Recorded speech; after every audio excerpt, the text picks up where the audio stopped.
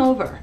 And the second you don't feel comfortable, call me, I'll come get you, and believe me, everyone will understand. I didn't want his parents to sort of take offense, like, I think you guys may be freaky or kid touchers or something. I do that tactical thing where I say, why don't they come spend the night over at my house? Junk food consumption, all night video game playing, 2 hours of sleep, and then waffles in the morning. So You can't be too cautious, you know?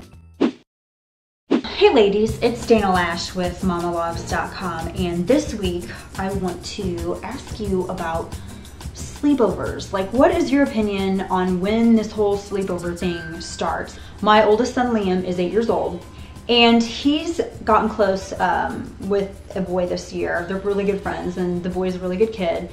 I don't know his parents that well, and his friend suggested, well, hey, you know, why don't you come over to my house and have a sleep? Why don't you spend the night at my house and we can play video games and do all of this stuff? He just sort of casually suggested it, and I felt kind of weird declining because I didn't want his parents to sort of take offense, like, I think you guys may be freaky or kid touchers or something. I didn't want it to be like that at all, because it could be interpreted that way, but I'm neurotic and you can't be too cautious, you know? Dina, this is such good timing. I mean, we're heading into summer and both my kids are like pestering me about sleepovers. They really want to sleep over their friends' houses. My kids are 9 and 5, and actually my son just had his first sleepover not so long ago. His friend slept over here and it was like the full deal.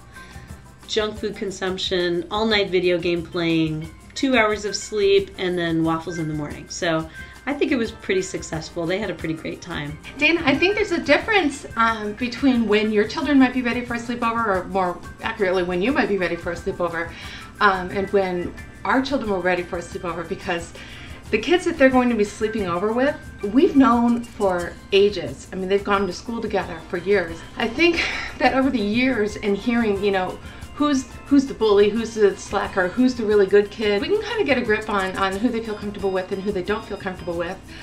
So I think that's something you wouldn't get from homeschooling necessarily. Public school education and homeschooling is the exact same dynamic, and we still learn about the kids that my children hang out with, and we learn a lot by their parents because we, like most homeschoolers, we have a huge organization to which we belong, and we have homeschool bands and tons of field trips and sports teams and plays and all kinds of stuff. I don't think that homeschooling necessarily precludes us from having that same level of social connectivity, for the lack of a better phrase. Luckily, I was very active in Paige's school, so I knew a lot of the parents, and I definitely knew who I didn't want Paige spending the night with. I think you can tell a lot from talking to somebody on the phone. So when I talk to another parent on the phone and I don't get a good vibe, I do that tactical thing where I say, why don't they come spend the night over at my house? And 9 times out of 10 people are like, yes, that's a great idea. I gotta be honest, sleepovers are kind of fun.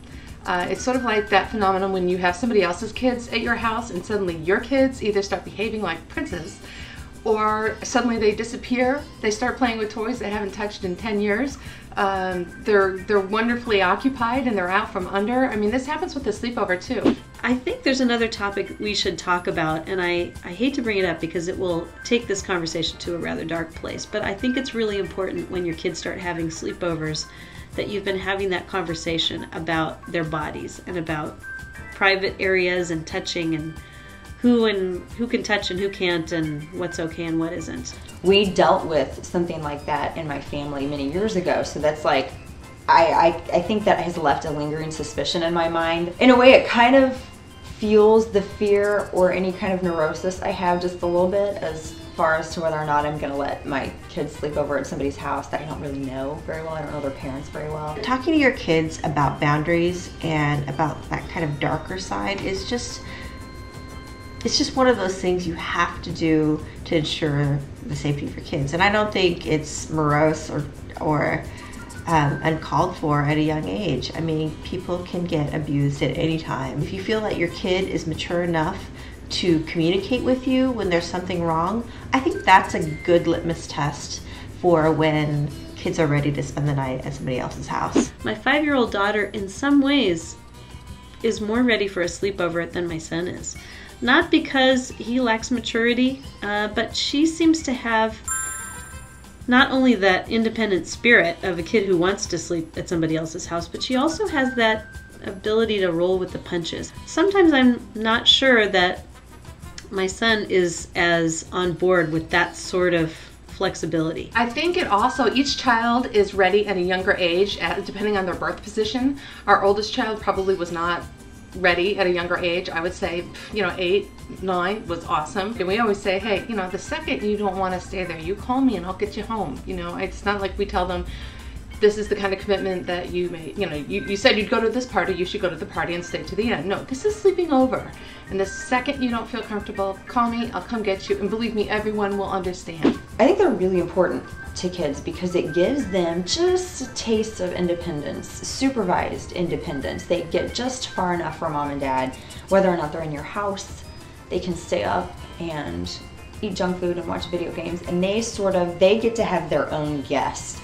And they kind of get to dictate their own time, and I think it's really healthy for them to be able to do that. And I think they're fun, and it's good for kids to have fun. One thing I've learned from sleepovers is that all those things that you teach your kids to do as far as good manners and being polite, and they're never that way at home, it's so refreshing to hear from other parents that your kids are actually putting that skill set to use somewhere else. I mean, that's a good start. At least something has been ingrained in that teenage head of hers. So what do you ladies think about this? Like, when does this whole sleepover thing start? How do you prepare your kid to go and stay over at somebody else's house? And how do you handle it if you don't really know the parents that well? Tricky. The conversation is happening now at Momversation.com.